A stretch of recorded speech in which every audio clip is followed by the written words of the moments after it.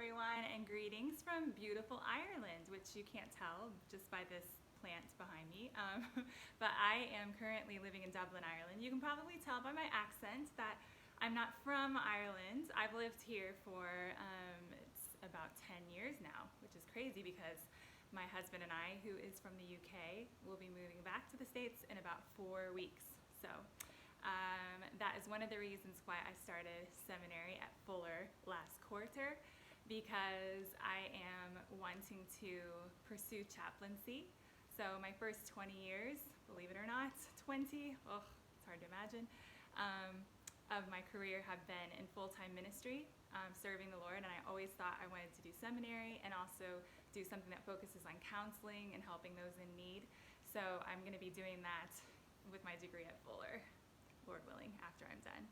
And something that I have read recently, I have to admit it's not so recently, it was before my first quarter at seminary, but it is a book that probably many of you have heard of. It's called Man's Search for Meaning by Viktor Frankl, and it's about his experiences in the Auschwitz concentration camp, and just like his philosophical thinking about the camp and what he went through is something that really spoke to me.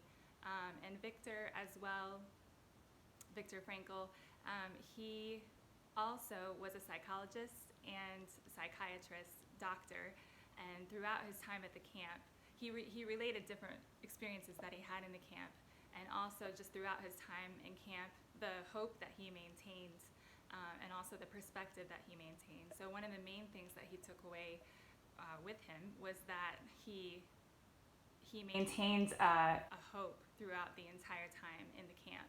And he said that actually a lot of the people who died in the camp were those that had lost hope. For example, one man that was a campmate with him, and he was just thinking, oh, the war is going to be over on this certain day and we're going to be set free. And he managed to survive until almost the end of the war and almost when they were freed. But then it didn't happen on the day he thought. And so he died, I think, a day or two after that date that he thought it was going to happen.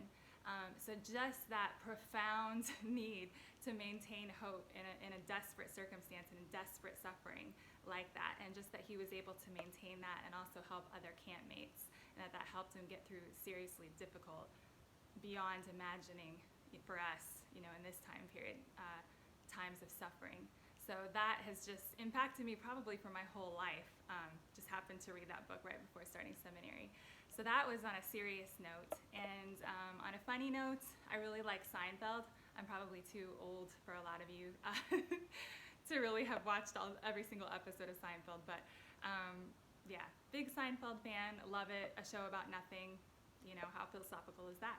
So nice to meet you all, and I'm really looking forward to conversing with you on the page, on the Canvas page, and getting to know each other and hopefully share ideas with each other. Oh, and the New Testament thing that I'd like to learn more about. I am very excited that we're already reading Bonhoeffer. I've always wanted to read him, and just that he's already talking about the importance of grace, but also that it's not cheap grace, but that it's costly grace. So just because we receive grace doesn't mean that we can do whatever we want, but that it actually means that it gives us power to be able to live the way of God's commands that we wouldn't have been able to live before, and live with God in relationship.